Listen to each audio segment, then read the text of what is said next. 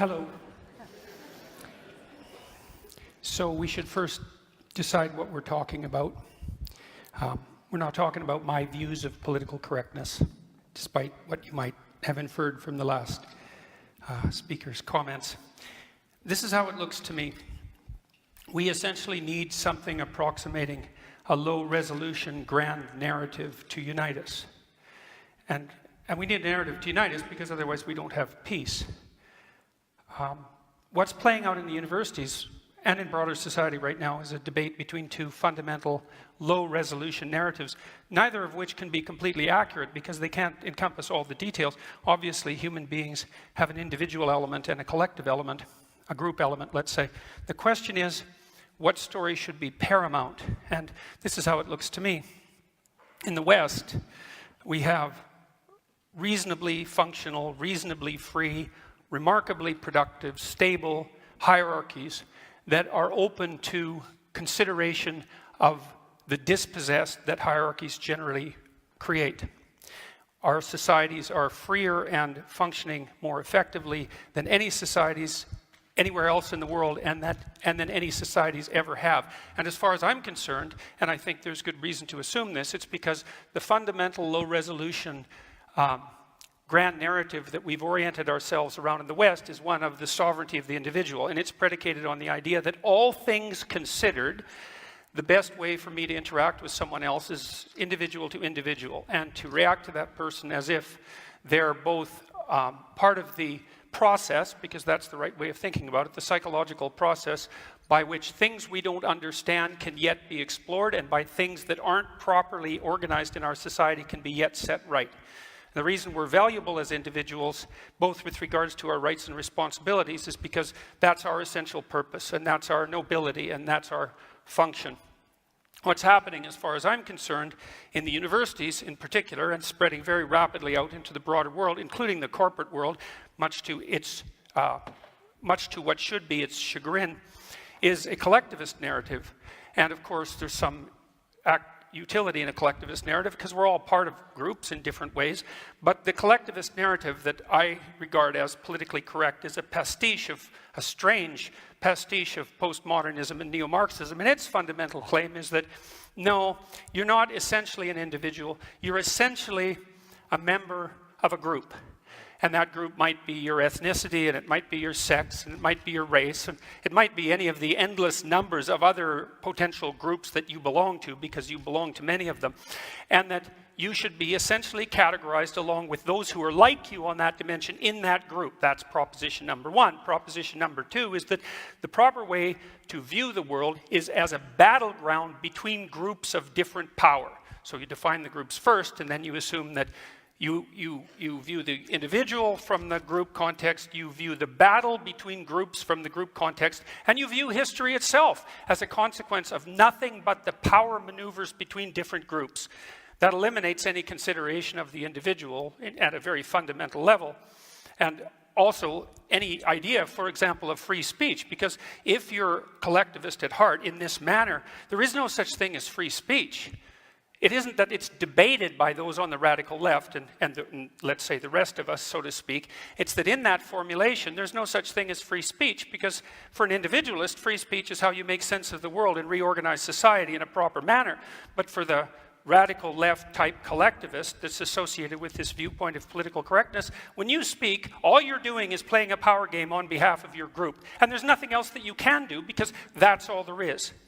And not only is that all there is in terms of who you are as an individual now and how society should be viewed, it's also the fundamental narrative of history. For example, it's widely assumed in our universities now that the best way to conceptualize Western civilization is as an oppressive, male-dominated patriarchy, and that the best way to construe relationships between men and women across the centuries is one of oppression of women by men. It's like, well, look, no hierarchy is without its tyranny. That's an axiomatic truth. People have recognized that literally for thousands of years. And hierarchies do tend towards tyranny, and they tend towards the usurpation by people with power. But that only happens when they become corrupt. And we have mechanisms in our society to stop hierarchies from becoming intolerably corrupt, and they actually work pretty well. And so And so I would also point this out. You know, don't be thinking that this is a debate about whether empathy is useful or not, or that the people on the con side of the argument are not empathetic. I know perfectly well, as I'm sure Mr. Fry does, that hierarchies tend to produce situations where people stack up at the bottom, and that the dispossessed in hierarchies need a political voice, which is the proper voice of the left, by the way, and the necessary voice of the left. But that is not the same as proclaiming that the right level of analysis for our grand unifying narrative is that all of us are fundamentally to be identified by the groups that we belong to and to construe the entire world as the battleground between different forms of tyranny in consequence of that group affiliation. And to the degree that we play out that narrative, that won't be progress, believe me, and we certainly haven't seen that progress in the universities. We've seen situations like what happened at Wilfrid Laurier University instead. We won't see progress. What we'll return to is exactly the same kind of tribalism that characterized the left.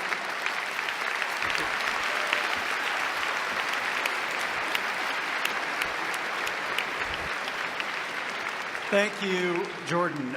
Michael Eric Dyson, your 6 minutes starts now. Thank you very kindly. Wonderful opportunity to be here in Canada. Thank you so much. I'm going to stand here at the podium. I'm a preacher. And I will ask for an offering at the end of my presentation. This is the swimsuit competition of the intellectual beauty pageant. So let me show you the curves of my thought. Oh my God, was that a politically incorrect statement I just made? How did we get to the point where the hijacking of the discourse on political correctness has become a kind of Manichaean distinction between us and them? The abortive fantasy just presented is remarkable for both its clarity and yet the muddiness of the context from which it has emerged. What's interesting to me is that when we look at the radical left, I'm saying, where they at? I want to join them. They ain't running nothing. I'm from a country where a man stands up every day to tweet the moral mendacity of his viciousness into a nation he has turned into his psychic commode.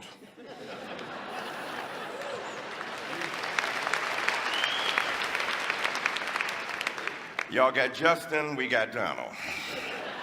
So what's interesting then is that political correctness has transmogrified into a caricature of the left. The left came up with the term political correctness. Shall I remind you?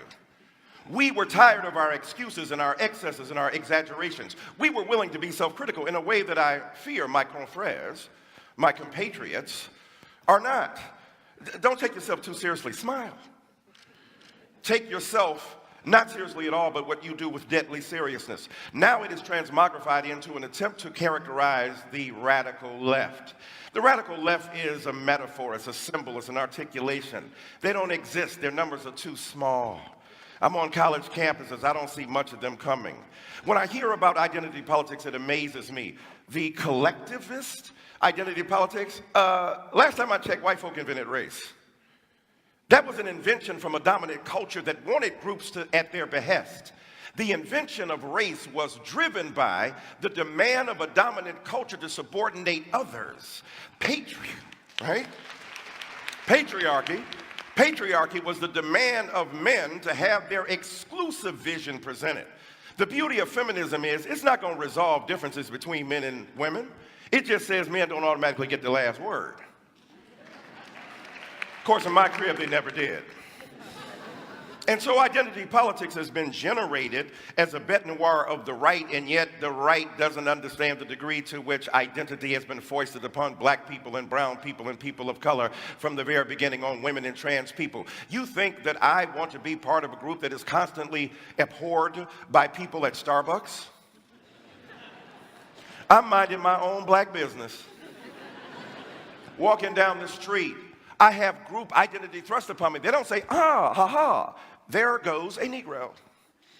Highly intelligent, articulate, verbose, capable of rhetorical fury at the drop of a hat. We should not interrogate him as to the bona fides of his legal status. No, they treat me as part of a group. And the problem is that our friends don't want to acknowledge is that the hegemony, the dominance of that group has been so vicious that it has denied us the opportunity to exist as individuals. Individualism is the characteristic moment in modernity. Mr. Peterson is right. The development of the individual, however, is predicated upon notions of intelligence. Immanuel Kant and David Hume and others, philosophically, Descartes comes along, introducing knowledge into the phrase, saying that knowledge is based upon a kind of reference to the golden intelligence, the reflective glass that one possesses, and yet it got rooted in the very ground of our existence. So knowledge has fleshly basis, and what I'm saying to you, the knowledge that I bring as a person of color makes a difference in my body, because I know what people think of me, and I know how they respond to me, and that ain't no theory. Am I mad at trigger warnings? The only trigger warning I want is from a cop. Are you about to shoot me? Not funny. In America, where young black people die repeatedly, unarmed, without provocation. And so for me, identity politics is something very serious. And what's interesting about safe spaces, I hear about the university. I teach there. Look, if you're in a safe space in your body, you don't need a safe space. Some of that is overblown. Some of it is ridiculous. I understand. I believe that the classroom is a robust place for serious learning. I believe in the interrogation of knowledge based upon our understanding mutually of the edifying proposition of enlightenment. At the same time, some people ain't as equal as others. So we have to understand the conditions under which they have emerged and in which they have been benighted and attacked by their own culture. And I ain't seen nobody be a bigger snowflake than white men who complain. Mommy, they won't let us play and have everything we used to have under the old regime, where we were right racists and supremacists and dominant and patriarchs and hated gays and lesbians and transsexuals. That, yeah, you got to share. This ain't your world. This everybody's world. And let me end by saying this. You remember that story from David Foster Wallace? Fish are going down, two fish are going, and an older fish comes in the opposite direction. He said, "Hello, boys, how's the water?" They swim on, they turn to each other. What the hell is water? Because when you're in it, you don't know it. When you're dominant, you don't know it. Nothing, Kaiser Soze said, is more interesting that the devil did than to make people believe he didn't exist. That's what white supremacy is. So, Michael, to start with you, why isn't there just harm that's done to groups by privileging their group identity, whether it be a group identity of race or of gender, and not immediately treating them as individuals in the way that Jordan and Stephen would like to see them first? Well, a couple of things. First of all, there was no arbitrary and random distinction that people of color and other minority groups made. When I talked about the invention of race, the invention of gender, the invention of groupthink, that was not done by those groups that have been so named, as Ms. Goldberg said. So first of all, you've got to acknowledge the historical evolution of that reality, and the concept of group identity did not begin with them. It began with a group that didn't have to announce its identity. When you are in control, you don't have to announce who you are. So that many white brothers and sisters don't see themselves as one among many other ethnicities or groups. What they see themselves as, I'm just American, I'm Canadian. Can't you be like us? Can't you transcend those narrow group identifications? And yet, those group identifications have been imprinted upon them by the very people who now, because their group power has been challenged. Let's make no mistake about it. There's a challenge. I agree with Mr. Fry in a kind of Netherland of how sweet it would be to have a kingly and queenly metaphor about how it got resolved. That ain't the real deal, homie. And in the real world, in the real world, there's stuff at stake. What's at stake are bodies. What's at stake are people's lives. What's at stake? People are still being lynched, killed. What's at stake? People, because of their sexuality and their racial identity, are still being harmed. So I'm suggesting to you, it's not that we are against being treated as individuals. That's what we're crying for. Please don't see me as a member of a group that you think is a thug, a nigger, a nihilist, a pathological person. See me as an individual who embodies the realities of who I am. But I'll end by saying this. What Michelle said is extremely important. The people who have individual rights did not have to fight for them in the same manner that people of color and others have had to. When Mr. Fry talked about enslavement, he named them. Read Orlando Patterson's comparative history of race and slavery over 28 civilizations. The Greeks did not have the same kind of slavery that Americans did. It was chattel slavery. In Greece, you could buy back your freedom. You could teach the children of the people who enslaved you, and because of your display of prodigious intellect, you could secure your freedom. That was not the case. You were punished and killed for literacy in America. So my point simply is this, is that I am all for the celebration of broader identities. And I think that often those who are minorities and others are not celebrated for the degree that we are. I'll end by saying this. In America, we have the Confederate flag. I don't know if y'all are familiar with that. We have a Confederate flag. We have white guys, mostly, in the South, but others as well, flying those Confederate flags that are part of the South that refused to cede its legitimate conquest at the hands of the North. There has been a politics of resentment. You talk about politics of identity, wearing that flag, not the American flag. They are not American. They are celebrating a secession, a move away from America. And a man named Colin Kaepernick, who is a football player, saying, I want to bring beauty to that flag, has been denied opportunity. So we have to really set the terms of debate in order before we proceed. Thank you, madam. Good point.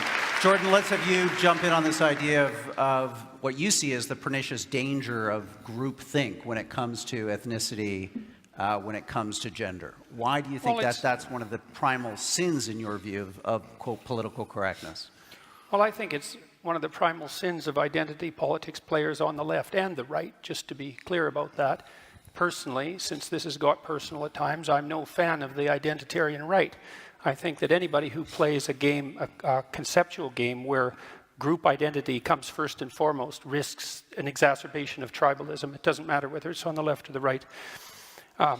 With regards to the idea of group rights, well, there's a fundamental, and this is something we've fallen into terribly in Canada, not least because we had to contend with the threat of Quebec separatism, but the idea of group rights is extraordinarily problematic because the obverse of the coin of individual rights is individual responsibilities. And you can hold an individual responsible, and an individual can be responsible. And so that's partly why individuals have rights. But groups, how do you hold a group responsible? I mean, the whole idea is it's not a good idea to hold a group responsible. First of all, it flies in the face of the idea of the sort of justice systems that we've laid out in the West that are essentially predicated first on the assumption of individual innocence, but also on the possibility of individual guilt, not group guilt. We saw what happened in the 20th century many, many times when the idea of group guilt was enabled to get a foothold, let's say, in the polity and in the justice system. It was absolutely catastrophic. And so, okay, fine, group rights. Well, how are you going to contend with the alternative to that, the opposite of that? Where's the group responsibility? And how are you going to hold your groups responsible? Well, we don't have to talk about that because we're too concerned with rectifying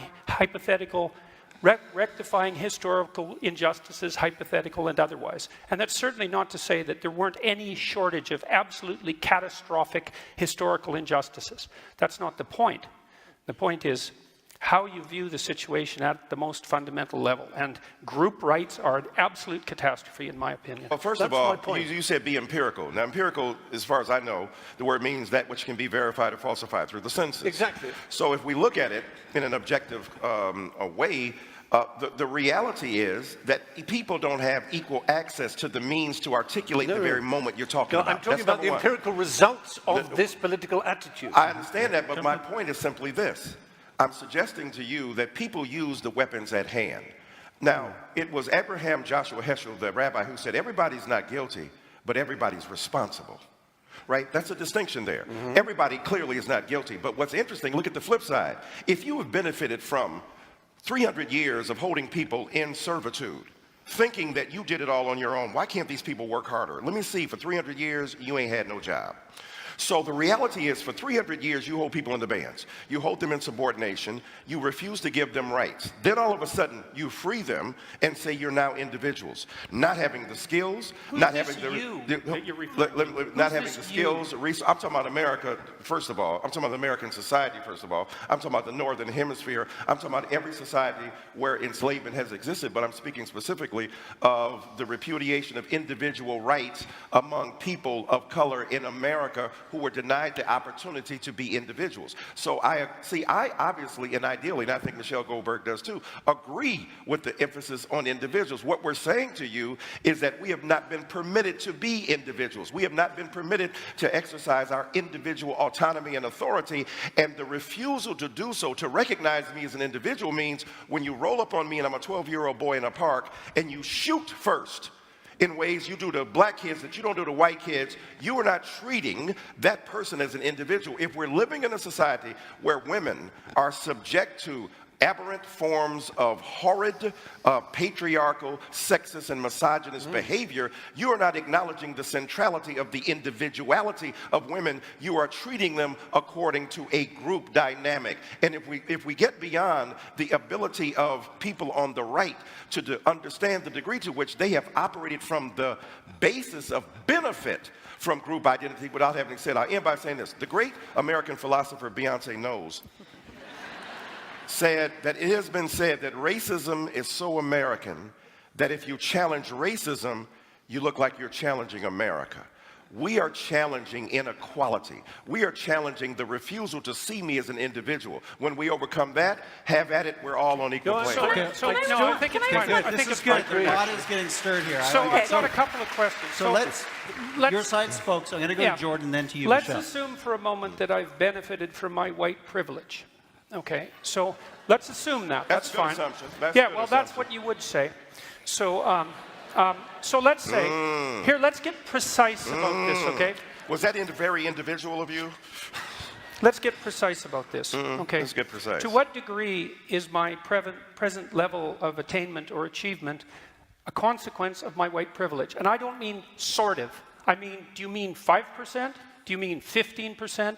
Do you mean 25%? Do you mean 75%? And what do you propose I do about it? How about a tax? How about a tax that's like specialized for me so that I can account for my damn privilege, so that I can stop hearing about it?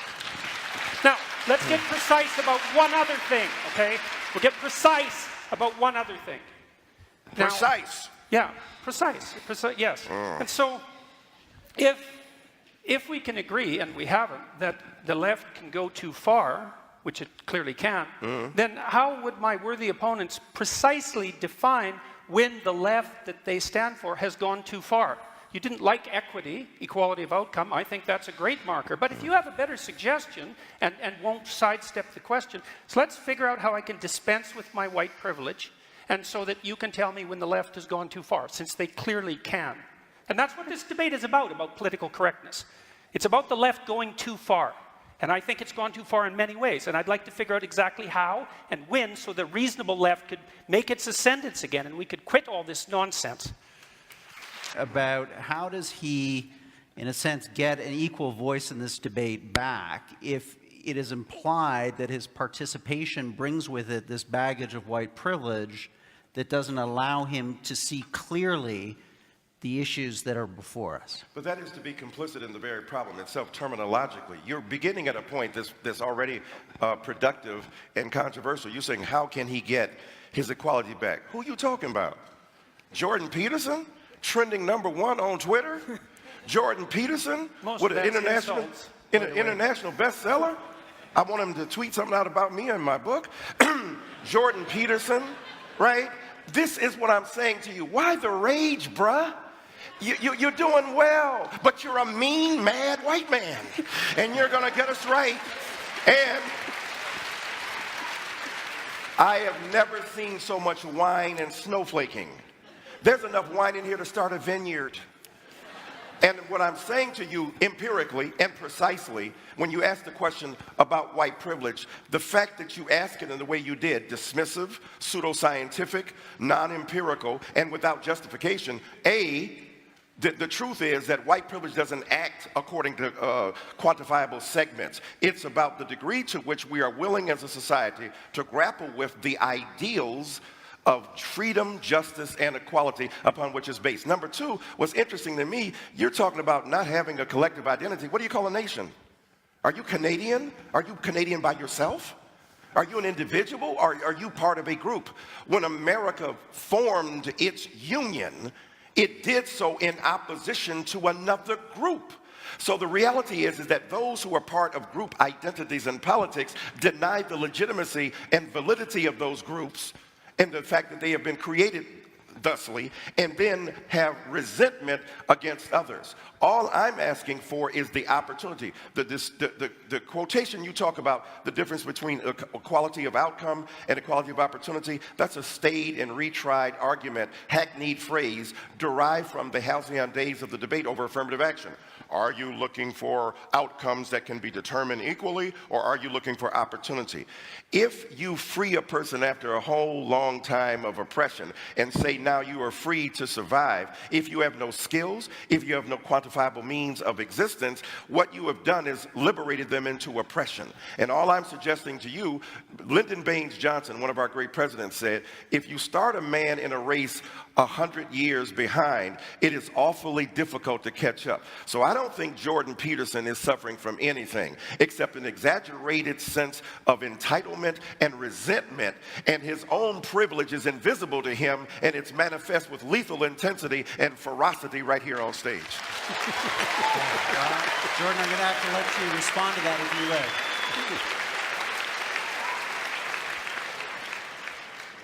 Well, what I derive from that series of rebuttals, let's say, is twofold.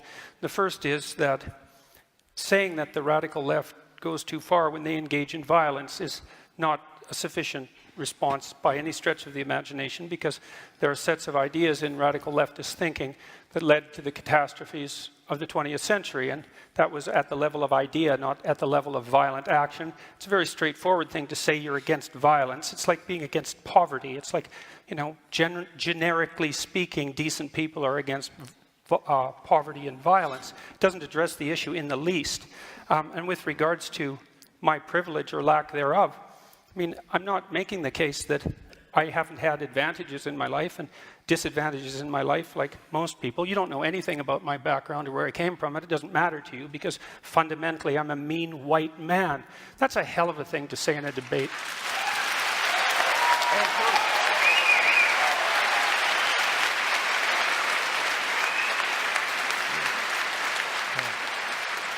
Let me just say. Very, very brief, because I want to move on to men and women. A good topic next. The mean mad white comment was not predicated upon my historical excavation of your past. It's based upon the evident vitriol with which you speak and the denial of a sense of equanimity among combatants in an argument. So I'm saying again, you're a mean mad white man, and the viciousness is evident. Okay. Okay. Okay. Well, I think I'm going to point out two things again.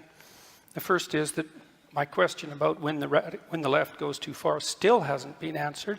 And then the second thing I'm going to point out is that, you know, it's conceivable that I am a mean man.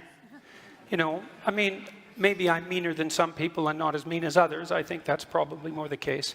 But I would say the fact that race got dragged into that particular comment is a better exemplar of what the hell I think is wrong with the politically correct left than anything else that could have possibly happened.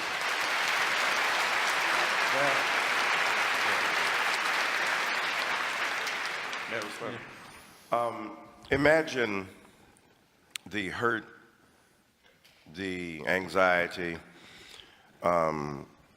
the insult that you might genuinely feel, according to what I felt was an appropriate comment of description at the moment of its expression. But imagine now those hurt feelings and Not hurt. Okay, you feel great. You feel great about it. That's really different. I'm not Right. a victim. I'm not hurt. I'm You're appalled. not hurt. Okay, you wouldn't be a victim. So what's interesting is that whatever non-traditional feelings of empathy you endure at this particular point, the point is, imagine then the horrors that so many others have had to put up with for so long when they are refused to acknowledge their humanity. Now, I take your point seriously. So your group let me finish. Let me finish, though. Let me finish. To me. Let me finish, sir. That figures. You're not my inquisitioner, okay?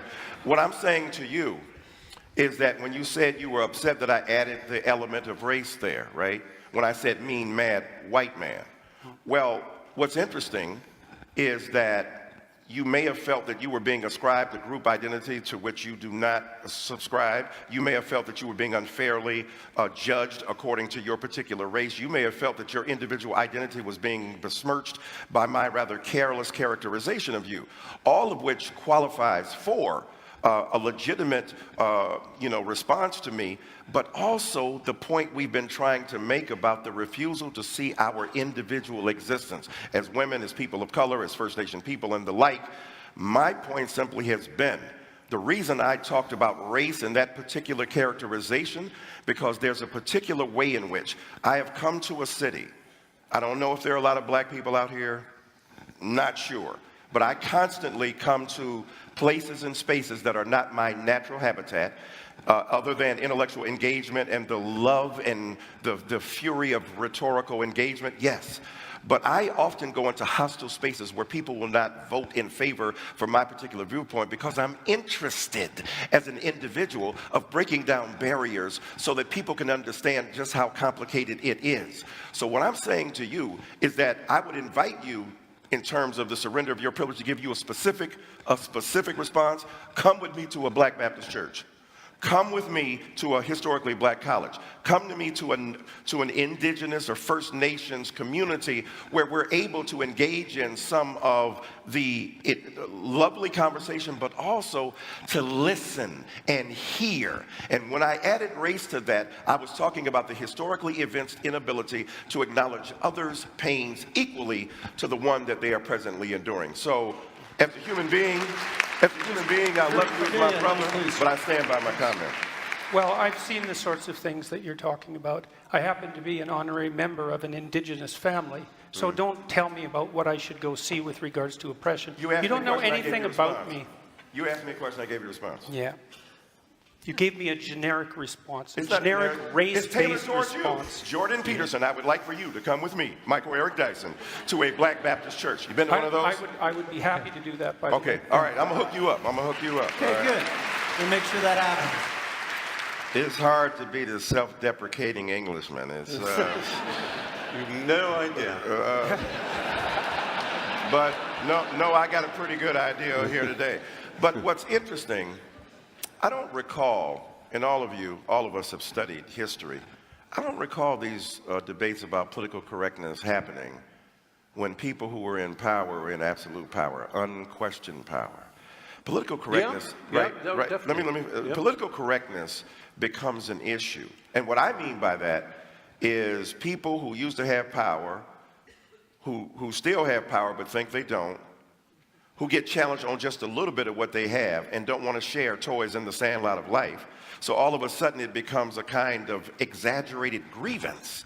Now, the things you named, the bullet points and the cisgender and the heteronormativity and the heteropatriarchy and the capitalist resurgence and the insurrection of subjugated knowledges, to give Foucault some more love, or the Derridian deconstruction, all that stuff. The French phase is still going on with the French fries in America. What's interesting is that I didn't hear many complaints of political correctness at the height of the dominance of one group or another. But when Martin Luther King Jr., who argued for group identity as a black person to provide an opportunity for individual black people to come to the fore, they began to make that claim. Oh, now they didn't call it political correctness. You're siding with those who are against free speech. You're siding with those who don't want me as a white person to be recognized in my humanity. And what I mean by political correctness is the kind of politics of ressentiment that are articulated by various holders of power at certain levels, at various levels. That one of the beautiful things about Foucault that I take as opposed to Max Weber is that Foucault said power breaks out everywhere. I would think a person who's critical of political correctness like you would appreciate this, as opposed to Max Weber, who said power is over there in a hierarchical structure where subordination is the demand. Foucault said no, power breaks out even among people who are disempowered. So you can hurt somebody in your own community. What's more politically incorrect than a Black Baptist preacher identifying with a first century Palestinian Jew and still loving atheists? What's more politically incorrect than a black intellectual going on Bill Maher and defending his ability to continue to have this show despite using the N-word. I, sir, believe in a politically incorrect version. When I go as a Black Baptist preacher to chastise my fellow believers about their homophobia, that goes over like a brick cloud. When I come into arenas like this, I understand that my back is up against the wall. But I think... Come and sit over here. I want to sit on your lap. I want to sit on your lap in a while. But what I'm saying to you... But don't get excited. But what I'm saying to you... Don't flatter yourself. Oh, that's all right. I see how you've been looking at me. So what's interesting is that when we look at the way in which we as societies, in a free Canadian society and a free American society, when I look at what is seen as political correctness, it to me has been a mass of jumble that has been carved together out of the politics of resentment that powers once held no longer are held. Freedoms once exercised absolutely must now be shared. So I am in agreement with both of my gentlemen to my right who believe that political correctness has been a scourge, but not necessarily the way you think so. I think it's been a scourge because those who have been the deployers of power and the beneficiaries of privilege have failed to recognize their particular way. And at the end of the day, I think that those of us who are free citizens of this country and of America should figure out ways to respect the humanity of the other, to respect the individual existence of the other, but also respect the fact that there have been barriers placed upon particular groups that have prevented them from flourishing. That's all I mean by political correctness. I want you to do it. I want you to define when the left goes too far. You can do it any way you want. Like I said, I think that the left goes too far when it is violent or censorious, when it tries to shut people down or no platform them, or when it acts violently. I'm not sure what you expect Something beyond deeper. that. Something deeper, how? Yeah. Well, I'd like you to contend with the set of left-wing ideas that produced all the left-wing pathologies of the 20th century, and to define how you think standard left-wing thinking, which has a valuable place, goes too far, since it obviously does. Has the right gone too far? Has the right gone too far? Of course the right How? has gone Tell too us far. how. Well, how about Auschwitz? I mean... Well, what I was else? talking about 20th Is that the century right? politics. What else? More recently, what has gone wrong with the right? Look, I don't like identity politics players at all. I don't care whether they're on the left or the right. I've been lecturing about right-wing extremism for 30 years. I'm no fan of the right, despite the fact that the left would like to paint me that way because it's more convenient How has the for right them. gone too far recently? Well, where? It's threatening to go too far in identitarian Europe, that's for sure. It's gone too far in Charlottesville. It went too far in Norway. Like, how long a list do you want? And why am I required to produce that? To show you that I don't like the identitarian us, right? I just thought I'd ask you. I was actually asking you a question. So your assumption is somehow that I must be on the side of the right. It's like, look, the right hasn't occupied the humanities and the social sciences. It's as simple as that for me. If they had, I'd be objecting to them. Say that again, I didn't hear that. The right has not occupied the social sciences and the humanities. And the left clearly has. The statistical evidence for that is overwhelming. Sir, what about IQ testing in terms of genetic inheritance? Sorry, we're here to talk about political correctness, and we've done a damn poor job of it. I see. I gave you an example. Okay, now you can't answer it. let's Okay, all then all right. redeem ourselves with our closing statements. Thank you so much for that compliment, Brother Price. I'm used to, not exclusively white men, who see black intelligence articulated at a certain level, feeling a kind of condescension. If I came up here, Mr. I was saying the other day, but a kind of verbal facility automatically assumed to be a kind of hucksterism and snake oil salesman. I've seen that. I get it. I get hate letters every day from white brothers and sisters who are mad I'm teaching their children. You're just trying to co-opt our children. You're trying to corrupt them. Yes, I'm trying to corrupt them so they will be uncorrupted by the corruptibility that they've inherited from a society that refuses to see all people as human beings. the death threats I have received constantly for simply trying to speak my mind. It's not about a politically correct society that is open-minded and that has some consternation about my ability to speak. I'm getting real live. You want empirical death threats that talk about killing me, setting up to hurt me and harm me, simply because I choose to speak my mind. I agree with my confreres and my compatriots that we should argue against the vicious limitation and recursions against speech. I believe that everybody has the right to be able to articulate themselves, and the enormous privilege we have to come to a spot in a space like this means that we have that privilege and we should be responsible for it. No matter where we go from here, me and Brother Peterson will go to a Black Baptist church. I'm going to hold him to that. He said it on national TV. We're going to go to a Black Baptist church and have an enlightening conversation about the need for us to engage in not only reciprocal and mutual edification, but criticism, even hard and tough criticism, but in a way that speaks to the needs and interests of those who don't usually get on TV, whose voices are not usually amplified, whose ideas are not usually taken seriously. And when they get to the upper echelons of the ability of a society to express themselves, they are equally subject to vicious recrimination and hurtful resistance. There's an old story about the pig and the pig and the chicken going down the street and said, "Let's have breakfast."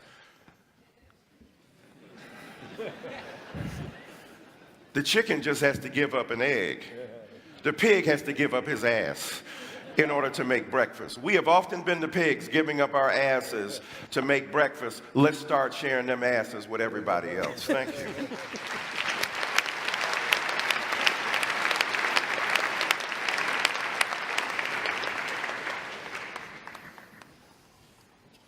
So I'm not here to claim that there's no such thing as oppression, unfairness, brutality, discrimination, unfair use of power, all of those. Anyone with any sense knows that hierarchical structures tilt towards tyranny and that we have to be constantly wakeful to ensure that all they are isn't power and tyranny. It's interesting to hear Foucault referred to. It's unfortunate, but it's interesting. You know, because Foucault, like his French intellectual confreres, essentially believed that the only basis upon which hierarchies were established is power. And that's part of this pernicious politically correct doctrine that I've been speaking about. When a hierarchy becomes corrupt, then the only way to ascend it is to exercise power. That's essentially the definition of a tyranny. But that doesn't mean that the imperfect hierarchies that we have constructed in our relatively free countries, which at least tilt somewhat towards competence and ability, as evidenced by the staggering achievements of civilization that we've managed to produce, it doesn't mean that the appropriate way of diagnosing them is to assume without reservation unidimensionally that they're all about power, and as a consequence everyone who occupies any position within them is a tyrant or a tyrant in the making. And that is certainly the fundamental claim of someone like Foucault. And it's part and parcel of this, what would you call it, this ideological catastrophe that's political correctness. I'm not here to argue against progress. I'm not here to argue against equality of opportunity. Anyone with any sense understands that even if you're selfish, you're best served by allowing yourself access to the multiplicitous talents of everyone, and to discriminate against them for arbitrary reasons unrelated to their competences. It's abhorrent. That has nothing to do with the issue at hand. It isn't that good things haven't happened in the past and should continue to happen. That's not the point. The point is the point my compatriot Fry made, which is, well, we can agree on the catastrophe and we can agree on the historic inequity, but there's no way I'm going to agree that political correctness is the way to address any of that, and there's plenty of evidence to the contrary, some of which I would say was displayed quite clearly tonight.